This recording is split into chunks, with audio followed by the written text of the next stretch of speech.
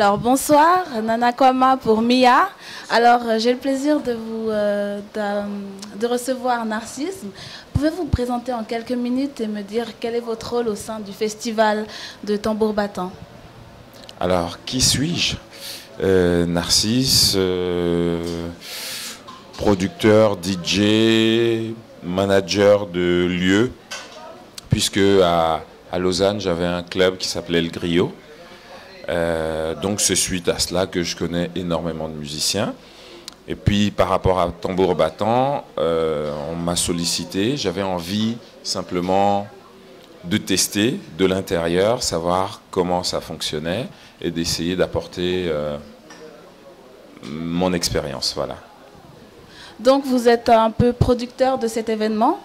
Est-ce que c'est vous qui choisissez les artistes qui se produisent sur scène? Oui, je l'ai choisi.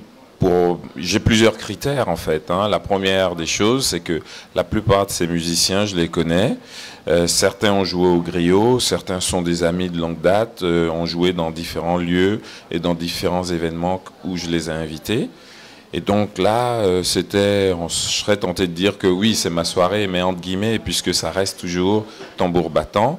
L'idée étant de faire fonctionner cette tente qui est le cœur de ce festival, qui est le cœur. Donc le but, c'est qu'on puisse y apporter suffisamment de dynamisme, de l'énergie, d'autant plus c'est un espace qui est complètement gratuit et c'est pas parce que c'est gratuit qu'on ne doit pas y apporter de la qualité.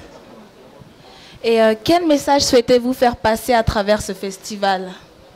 Alors, je ne peux pas me prononcer au nom du festival, mais pour ma part, depuis le temps que je suis dans le monde musical, je n'ai qu'une seule obsession, valoriser l'Afrique, valoriser sa culture qui est méconnue, à commencer par les Africains eux-mêmes, qui ne la connaissent pas, parce que quand on est sénégalais, on a souvent tendance à écouter la musique sénégalaise. Quand on est ivoirien, on n'écoute que la musique ivoirienne.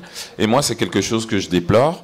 Alors, comment vous voulez que l'Afrique et sa culture, sa musique puissent conquérir le monde si les Africains ne commencent pas à ouvrir eux-mêmes leurs oreilles? Alors, donc ça, c'est la première chose que je m'efforce de faire. La seconde, c'est que par rapport aux Européens, aux Occidentaux, j'aimerais simplement dire que l'Afrique, sa musique, sa culture, ce n'est pas que des clichés. Et j'essaie de montrer, de proposer des musiciens de haut niveau. Je peux citer des exemples. J'ai fait par exemple Étienne Mbappé, Camerounais. Ça a été le dernier bassiste de Ray Charles. Alors, qui le sait, et pourtant il est africain. Je peux aussi dire que dans mon réseau, il y a des gens comme Vicky Edimo, Manu Dibongo, voilà. Donc, c'est aussi pour moi une manière de valoriser cette force vive de l'Afrique et de montrer simplement au monde que l'Afrique, c'est pas un tam-tam, un djembé, un boumbo, voilà. Merci beaucoup. Est-ce que vous avez un dernier message à donner aux lecteurs de Mia par rapport à ce qui se passe ce soir et tout au long de ce festival? Mia, je vous adore. Alors, vous qui nous regardez depuis votre petit laptop, soutenez Mia, soutenez l'Afrique.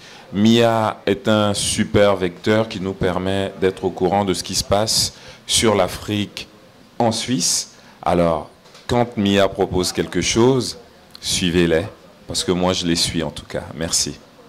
Merci beaucoup. On peut l'applaudir. C'était Nana Kwama de Mia.